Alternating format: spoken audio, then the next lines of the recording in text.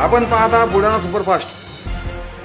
आज दिनांक 30/9/2024 रोजी स्वराज्य वाहन चालक संघटनेतर्फे संघटनेचे विदर्भ प्रादेशिक अध्यक्ष रवींद्र वाकोडे यांच्या मार्गदर्शनाखाली माननीय जिल्हा अधिकारी बुलढाणा यांना सर्व वाहन चालक यांना कल्याणकारी महामंडळामध्ये समाविष्ट करणे व इतर रास्त मागण्यासाठी निवेदन सादर करण्यात आले।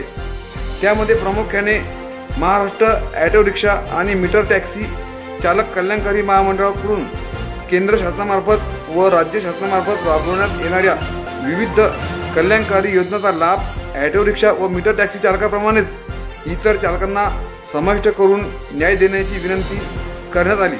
तसेच चालकाला अपघाती मृत्यू विमा योजना, अपघाती अपंग विमा योजना, वार्षिक मेडिक्लेम योजना, मुलांची मोफत शिक्षण योजना, महिलांना गृहउद्योग योजना, जिल्हा तालुका शहर या ठिकाणी विश्रामगृह निर्माण योजना, उद्योगासाठी कमी व्याजदरात कर्ज योजना, स्थानिक शहरात स्टँड निर्माण योजना, सरकारी कचेरीमध्ये उपलब्ध करून देणे याबाबत योजना, वय वर्ष 60 झालेल्या चालकांना पेन्शन योजना अशा प्रकारच्या मागण्यांचे निवेदन शासन दरबारी सादर करण्यात आले।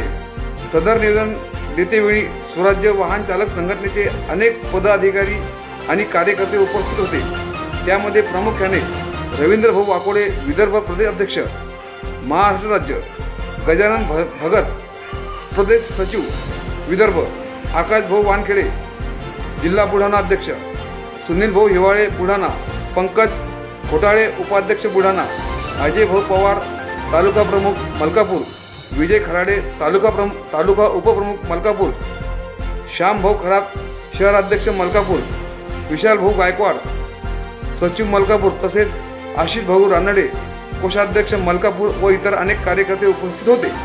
बुलढाणा सुपरफास्ट न्यूज करिता संपादक अरुण जाधव। आपल्याला ही बातमी आवडली असेल तर ड्रायव्हर चालक मालकाच्या हिताकरता या बातमीला जास्तीत जास्त शेअर करा, लाईक करा आणि आपले बुलढाणा सुपरफास्ट न्यूज हे चॅनल सबस्क्राईब अवश्य करा।